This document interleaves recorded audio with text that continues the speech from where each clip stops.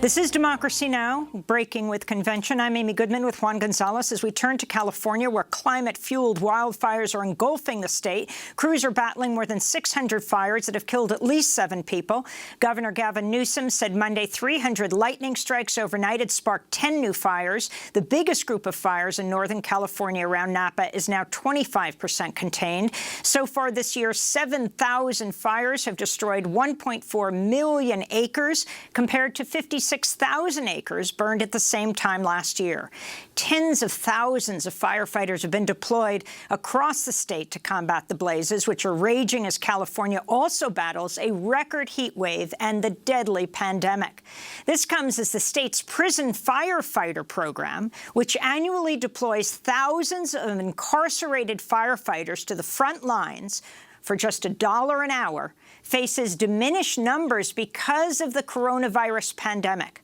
Last month, Governor Newsom ordered the release of some 8,000 incarcerated people, including some from the prison fire camps, as COVID-19 swept through the state's prisons and camps. Several fire camps faced COVID outbreaks in July. Now, as advocates demand mass release for incarcerated people at risk due to the pandemic, more than 1,300 incarcerated firefighters are currently fighting the blazes ravaging California. One of the state's 44 prison camps, the fire prison camps, Delta Conservation Camp in Northern California, is battling the fires with a crew of 55 incarcerated firefighters compared to the camp's 132-person capacity. Over the weekend, Democracy Now! Reached former incarcerated firefighter Marty Vinson by phone. He was stationed at Delta Camp in 2018, where Democracy Now! First met him. In an interview, Vincent called the prison firefighting program California's piggy bank and spoke out about the conditions firefighters at Delta Conservation Camp are currently facing. I imagine the worst. I honestly do. I feel like I can imagine them working much longer hours. So we normally do 24 on, 24 off. I can imagine them doing anywhere, because it's possible. You can do a 48 to 72 hours. It's just so many things that go on out there, regardless if it's natural things that can kill you, or let alone a human being that's making a decision that can possibly kill you. But I believe this is probably the worst conditions, and the firefighters are probably going through their worst experience ever. That's Marty Vinson, formerly incarcerated firefighter. To see our whole interview with him at Delta Conservation Camp, go to democracynow.org. The prisoner firefighter shortage has laid bare California's reliance on prison labor to keep its ever-growing wildfire season at bay, an exploitative system many have called slave labor. California saves up to $100 million a year by using prison labor to fight its biggest environmental problem. And once released, it's nearly impossible for formerly incarcerated firefighters to get jobs with county or city fire departments in California. For more, we go to Oakland, where we're joined by activist and formerly incarcerated firefighter Rasheed Lockheart. He's a firefighter at San Quentin State Prison. He was released in January. He's an organizer with the group Planting Justice in Oakland. Welcome to Democracy Now!, Rasheed. It's great to have you with us. Can you talk about what's happening right now?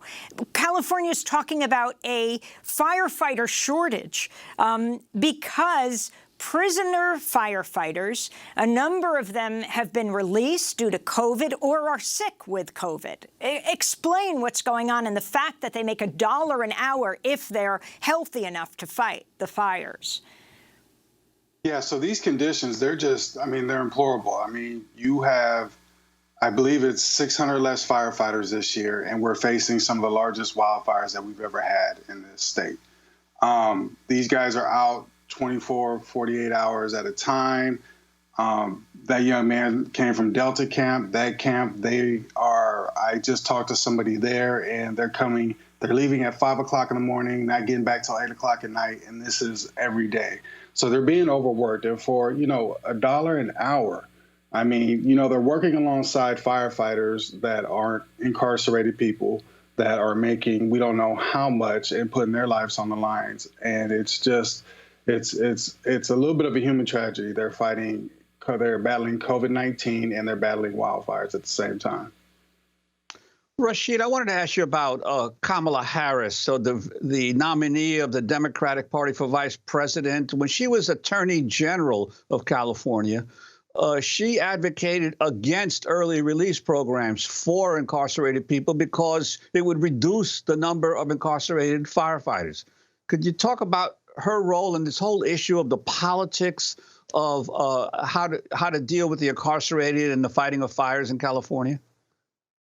Yeah, well, the fact is, it impacts our state economy, right? They're saving $100 million a year on having formerly incarcerated individuals fighting these fires, and it's a little bit of a slap in the face to those of us who are incarcerated, who are trying to, be the best that we can be and put our lives on the lines to go out here and fight these fires. But her doing that and being a part of mass incarceration as, the district attorney, she essentially is signing people up for slavery, right?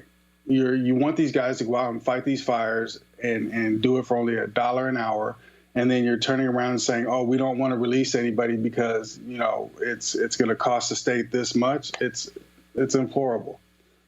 Came out, and later when she became senator, she said that it was her prosecutors who argued this in court.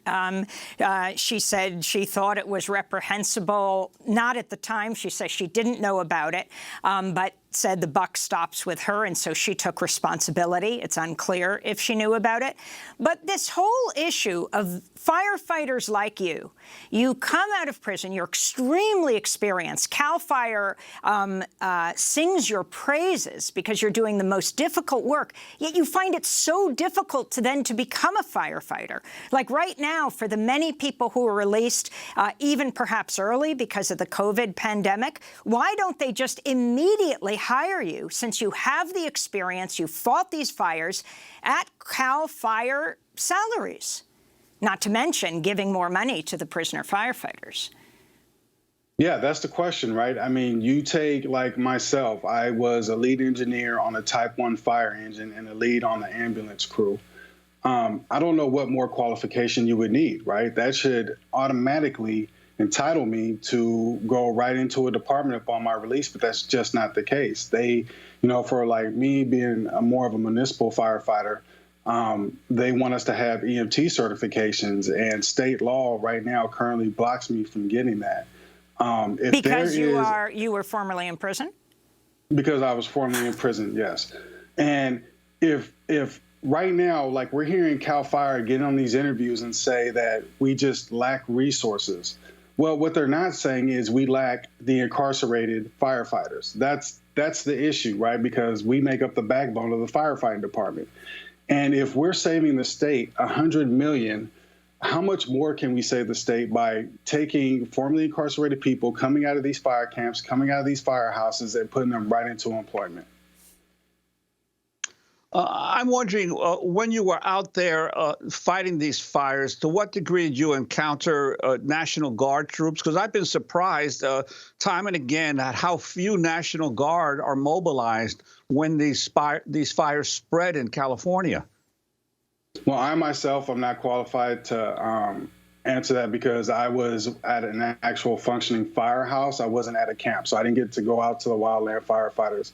I instead was resigned to the city of San Quentin, the quote-unquote city of San Quentin, and where they had a full residency around there. And so I was doing basically municipal firefighting.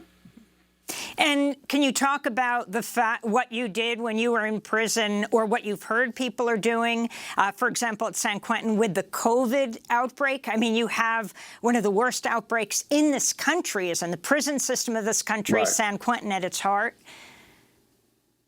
Yeah, so what people are doing right now, and what I'm hearing, is they're essentially just sheltering in fear, right? The conditions are not, they're not, San Quentin is not designed to have an outbreak like COVID-19.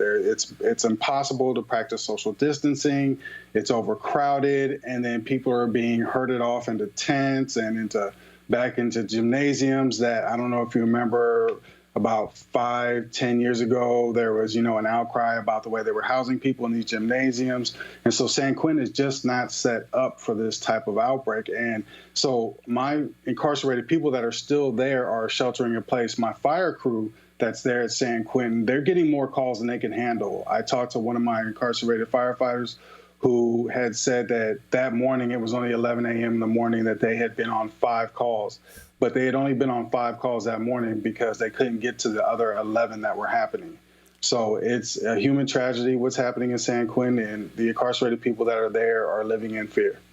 Well, Rasheed Lockheart, we want to thank you so much for being with us. Rasheed worked as an incarcerated firefighter at San Quentin State Prison, was released in January, now an organizer with Planting Justice in Oakland.